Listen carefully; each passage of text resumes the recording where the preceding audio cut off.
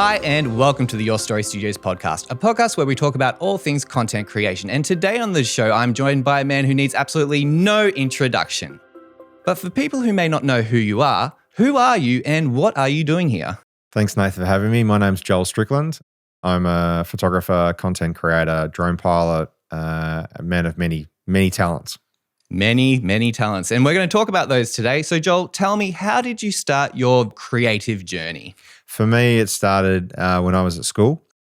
I had an option to do an elective within the arts course I was studying.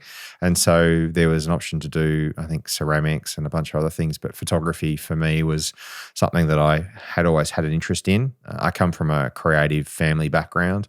Both my uncle and my grandfather were sign writers, and then my grandfather was also a watercolor artist as well, and my uncle dabbled a bit in photography. So it was all kind of always there in my family. So I basically went into photography, shooting film, black and white film, developing my own film at school, going into the darkroom, spending time with test prints and, developer and fixer and bulk loading film and, using a dark bag and basically putting the film in and loading it into the canisters and that sort of stuff. It's kind of really cool. And then, in those days, you had no idea what you were photographing. So it was all, part of it. So from there, that led to me helping to start the photography club at school. And then my final year of school, I was the official school photographer.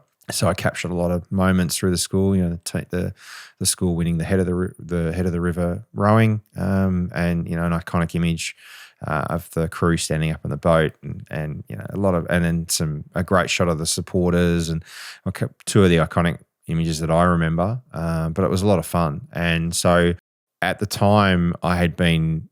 Funny enough, I had been flirting with the idea of going into TV, and I had done some work experience on a kids' TV show. And spent some time in the local TV station newsroom on work experience and stuff like that. So that was kind of the theory originally. And then the photography bug kind of hit and I went from there. So I registered my business name the year I left school and kind of then started the photography journey. So in order to figure out what I was going to do, I had to get a job. So where would I get a job? In a camera store. So I worked in a camera store as a sales assistant, learnt my sales trade as a beginning, and then was working on my sort of freelance career, trying to get work. Obviously, I'm a car guy, so motorsport was my background. And so motorsport was kind of one of the first things I was drawn to. So I started shooting rallying and was trying to sell my content or my images back to the mainland, to outlets that didn't come to Tasmania, which is where I was born in Hobart, trying to begin that as an option. So that's kind of where I went. I was always shot film, negative film. And I remember standing in the camera store one day talking to one of the guys who filmed about one of the film techs that was developing film in store. And he was specialist in doing the slide film, so transparency. So he said, when you go away next on that, take a roll of transparency film, take these two rolls and go and photograph with them, and then come back and we'll develop and you'll have a look. And I started shooting transparency film from that trip, and I got the images back and I was like, this is next level. Print negative to print was always really good, but the quality, the colors, it was just, to use an example now, you do a grade in video and it's, the image looks amazing. But transparency film out of the box, when you get the mounted in a little card, the actual image was just breathtaking. So for me, that kind of really, again, reinforced that whole photography thing for me. I loved it. So I started shooting a lot more landscape stuff on the side of doing the motorsport stuff. And just grew the business. So over the next few years, I was working hard at trying to build a name and started covering things like any form of motorsport. I managed to get in with the local newspaper, events that they weren't going to, I was covering for them, learnt a lot about composition, and being able to capture information so they could then use it in a caption and stuff like that. So you need to know who you were photographing. So little things like that. And so, worked on that. And then in 2000, I got the opportunity to go to the Olympics to work as a volunteer. So I went and worked at the swimming, unpaid position. So took 2 weeks off away from work and luckily had some friends I could stay with. But went all the way to Sydney and worked as part of the photo team at the swimming. So that venue held 15,000 people. But we had probably close to 300 photographers there every night. And I was part of the team that was managing those photographers, making sure that they're following the rules, they were staying in their positions, because there were 3 photo positions around the pool. When you look at the start blocks, there were ones on either side, a short, which probably held about 100, and then the other one held probably 250, which was quite a long multi-level position all the way down the side of the pool. And then there was another position up higher. And so we were managing them. So it was a great experience watching other photographers, meeting at the time some of the best sports photographers in the world, and sort of building my network a little bit, meeting a few people. I then flew back to Tassie to do another event. So as I talked about before, I've been big into rallying and covering that. So I went back to cover the local round, and a bunch of photographers that I knew who had been there at the Olympics were back too. So we went from, 30 odd degrees in Sydney to freezing cold, almost snowing in Tassie in September of all things. And so, yeah, it was part of that was network. So I was building a network of people. About 9 months later, I was in Canberra, again, photographing another round of the Australian Rally Championship. And I happened to be talking to another photographer from within that company, and they said to me, "Oh, do you know that there's a position going at the business?" I went, "No." I went, "Oh, okay." So literally the next week, I rang the owner and said to him, "I hear there's a job going as a sports photographer in Melbourne." He said, "Yeah, but you're in Hobart." I said, "I'll move. I'm keen. I want to progress my career. I need to do this." So that was April, I think, and by June, I packed up my life into my car on the boat, crossed to Melbourne, and started my life as a sports photographer, working for a man named Jeff Crow for an agency called Sport the Library. And Jeff was my mentor, and I owe a lot of my career today to him and to what I now do. His voice is constantly in my head still today, just things that you learn. Professionalism, for one thing, how you carry yourself, how you operate yourself at an event. But for me, there isn't really anything such as an apprenticeship in photography. I was really lucky to get an opportunity like that. You don't really get that kind of opportunity. You kind of have to hard slog and get your name out there now. So, Instagram and Facebook and all that kind of helps you now, being able to have a portfolio that is pushed in front of lots of people. But prior to that, there wasn't that opportunity. So, and it was expensive because you're shooting film, rolls of film, developing them wasn't cheap. We'd go to an event, we'd probably shoot 6 to 12 rolls of film. Back in those days, it wasn't a cheap experience. So I learned a lot. There was another couple of senior photographers in the business, and I shadowed them for a bit, learned a lot. But over that period of 18 months that I worked for Jeff, I shot everything from shot an Australian Open, Melbourne Cup Carnival, rugby league, soccer, swimming, working with some of the, amazing athletes back then, athletics, and then obviously doing content or photography shoots for other clients. A company I work for were the official imaging suppliers to the Australian Summer and Winter Olympic teams. I remember shooting a uniform announcement for one of the Olympics. Our team went to Salt Lake City whilst I was working for them for the Winter Olympics. So sitting there after, a couple of those amazing efforts where we won gold, having the images come back through the office and everyone looking for them was pretty amazing. So yeah, that was a great experience, spending sort of 18 months doing that. But at the end of it, I kind of wanted to change. I was burnt out. It was long hours and I was still young, and I wanted to do something different. And so I went into the corporate world. I went into photography sales, wholesale, working for Nikon of all things. Hence why there's a couple of Nikons sitting behind me now. That's where my association with the brand started. So I worked for them as a sales rep. And basically I loved it because you're playing with new tech every day. Whenever a new camera came out, I'd grab it, take it away, have a play with it, and just learn it inside out. And I loved it, experimenting. I mean, Nikon were one of the first to come to market with sort of off-camera flash with infrared and this kind of tech. It was amazing. So it was so much fun to play with, and all the accessories. And I think I annoyed a lot of the team by being so, pedantic about wanting to try everything and that. But that then gave me the opportunity when I started there to then relaunch the freelance business. So being into Melbourne, it was a new world, a big opportunity, more avenues, more contacts. But not long after I started working for Nikon, or Maxwell Optical Industries, as they were called in those days. But we were also the agency for low pro bags. So, that was my love with that brand started as well. And then, we did stuff like Tamron and a bunch of other products. So it was fun playing with all those products. But not long after I started working for them, I was contacted by one of my close friends to work with him and another photographer to do the Australian Rally Championship. They were trying to up their game, and they were wanting to bring in another photographer to increase their content. So with my background and my experience in rallying, I was offered the opportunity to come on board. So it meant that, sort of 6 times a year I was traveling around Australia, going to different events, photographing. At that stage, both me and the other photographer had moved into digital. So it was making things a lot easier. There was no having to try to find a camera store, get film developed, get it scanned, and then get it, up on the site. So digital made that a lot easier. And so I became on board, and I then went to having another mentor. And so Ryan Laif, who is one of my closest friends and an amazing photographer, he was the editor of the site. So he was a journalist. He was also a photographer as well, but was there basically giving me feedback.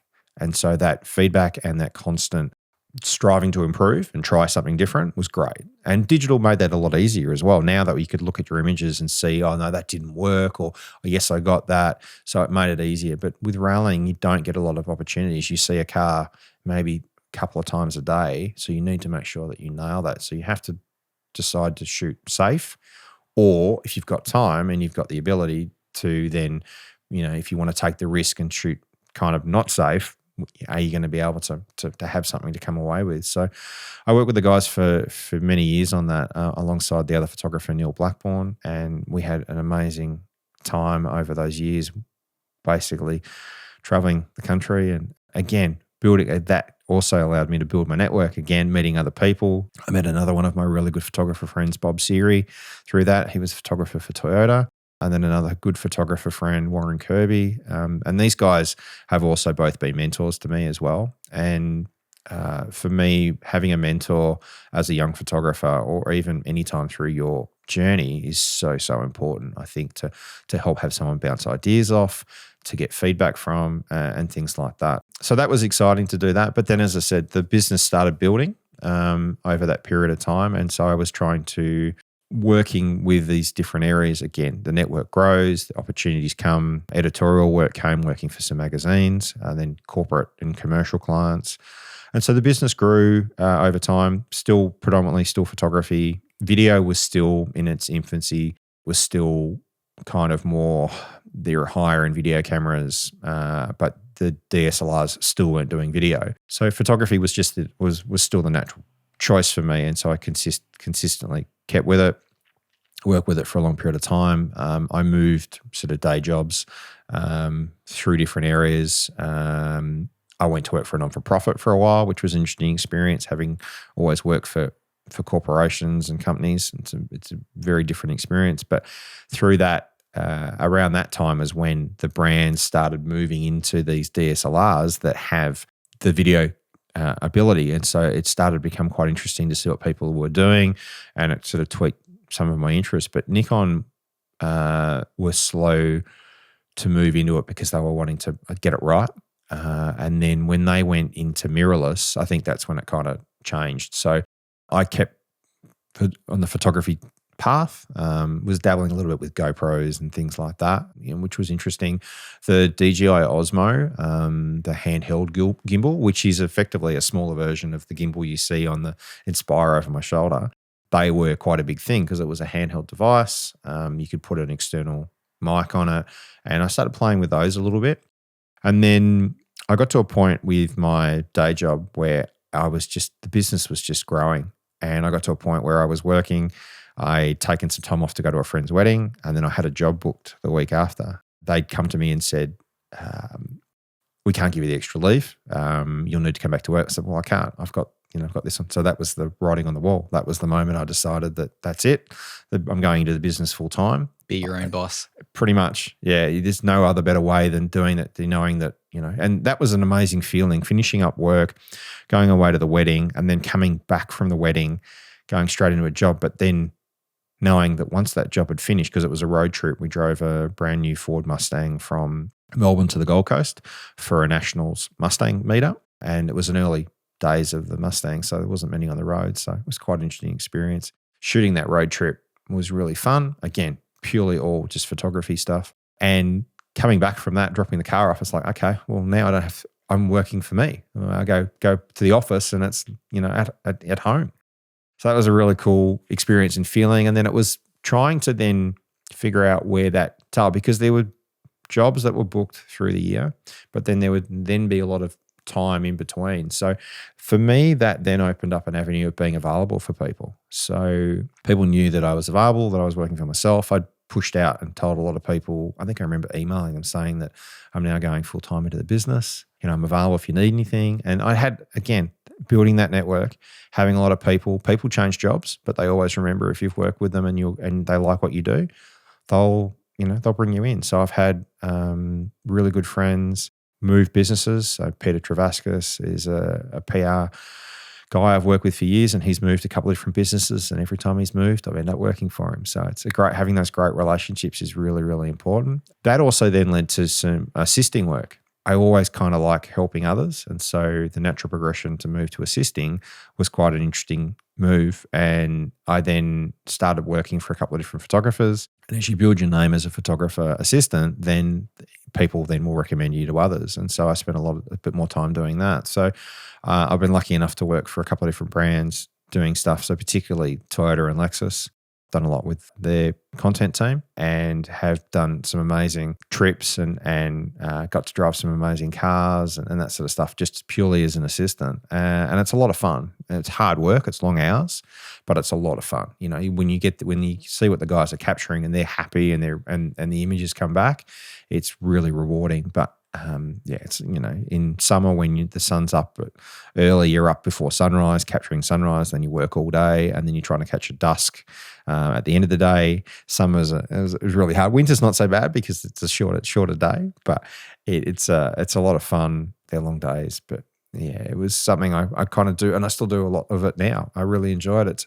It's an ability to go and work for someone, do a good couple of days of work, and then you finish and you don't have to do anything. It's a weird experience, being in content.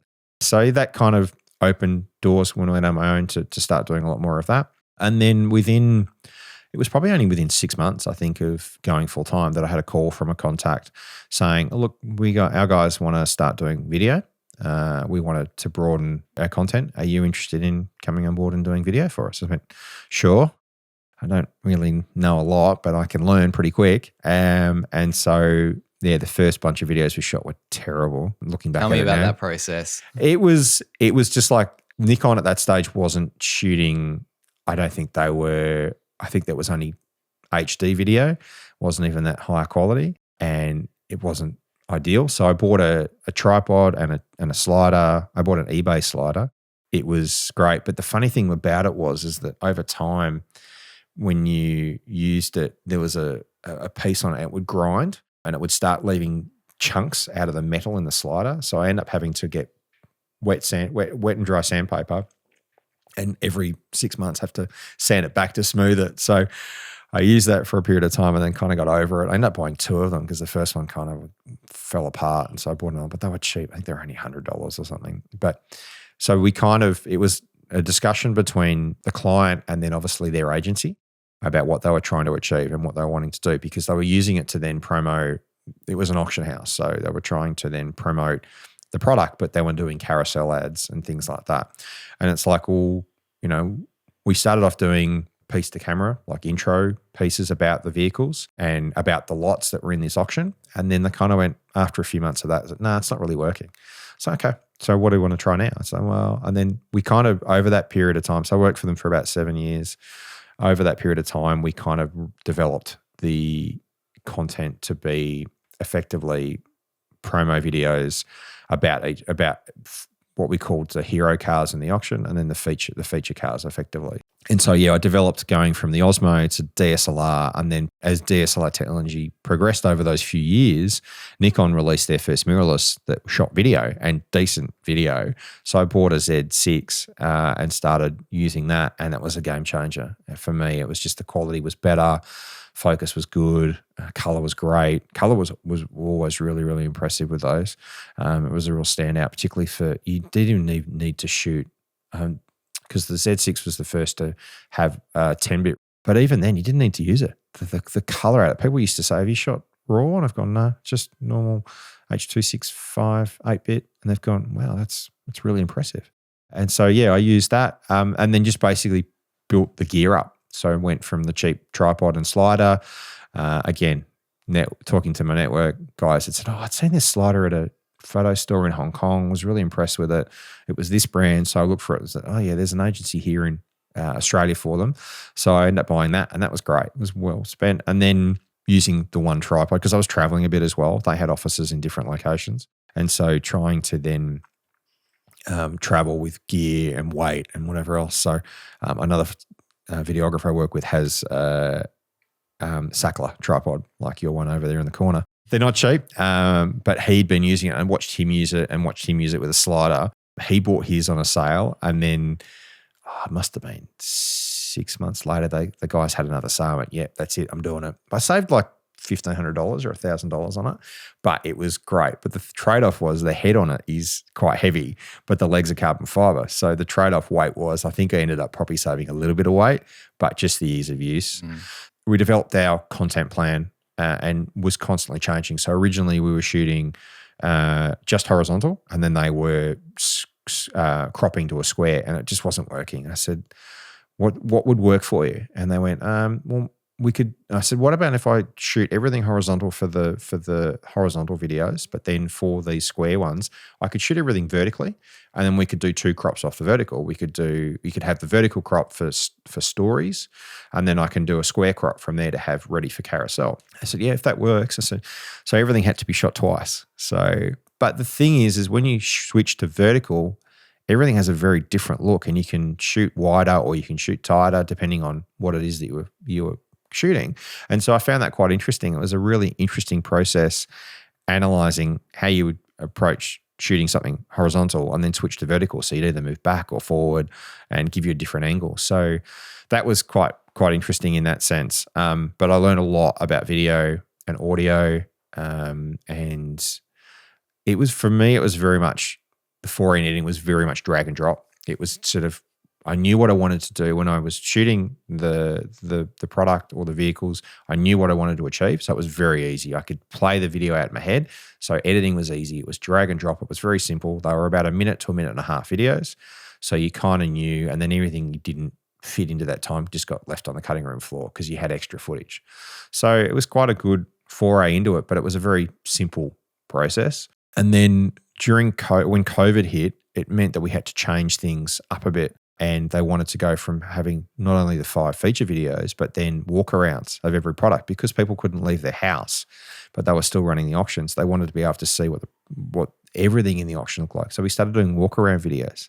Now, originally was still using my trusty Osmo, but that thing was just troublesome with its connectivity with DJI to the app and to your phone.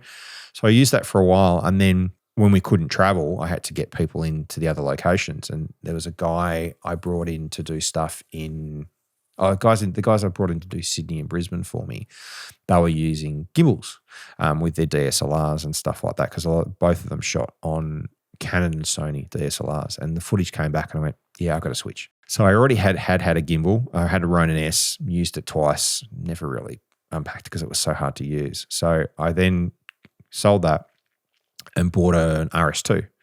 And from the day I opened it and set it up, I just went, this is a game changer for me. And I literally taught myself how to use it. It was pretty rough for the footage that we were doing, but it was fine for what we needed. But it made a big difference putting on the Z6 on there and then being able to film and learn how to use it. It was amazing. It was really quite interesting. Again, having to then work with your exposure and things like that was different because the Osmo was just point and shoot. It changed everything, but the quality went through the roof. So for me, that was a real challenge to learn how to use, but also to then bring my skills up. And having not really been a video guy and then understanding on how you would then do it. And so, yeah, over time, I've kind of taught myself to use it more. And then, yeah, the video kind of spurned from there, doing other stuff for other clients. So, yeah, prior to COVID hitting, the drone market had always been something that had been of interest to me. And so I had wanted to get one for a while and had been watching them. And when they released the Mavic 2 Pro, I thought, yeah, that's about the time I get into it. So I got my drone, and then I instantly realized it was going to be easier if I got my license. So I went down the path of getting my license. And then once the license was kind of sorted, the unfortunate thing was by the time I got my license and all that was sorted, it was about 4 months before COVID hit. So that part of the market kind of was dried up. But during COVID, I did some inspection work with it for telecommunication towers. So that was quite interesting, to helping them do 3D modeling and things like that. So I found that was interesting. But then as soon as I got my license, I then pushed that out to my clientele base and said, look, I'm now doing drone. So if you need anything, I can now offer that as a service. I'm fully licensed, I'm insured, and all part of that. So that was quite good to put that into it. And then that's just grown from there, and I've pushed more and more.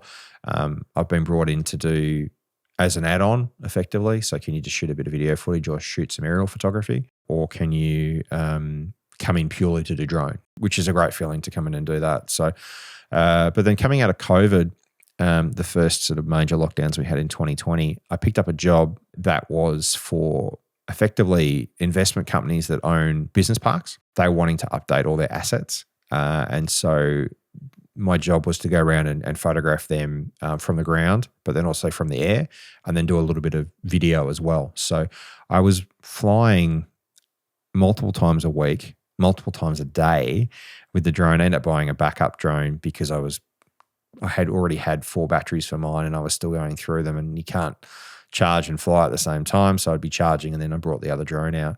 But I got really, really good skill on the sticks. So my skills, it just became second nature. You put the drone up and you didn't even have to look at your hands. You just knew what you're doing. I didn't have to look at the screen. You could just kind of do everything by touch and feel. So for me, that's opened up another whole avenue, being able to do video and obviously the drone stuff. And then the video kind of part has grown over the time, having to do little bits and pieces for people, being brought in to shoot. I do a lot of work in the automotive industry.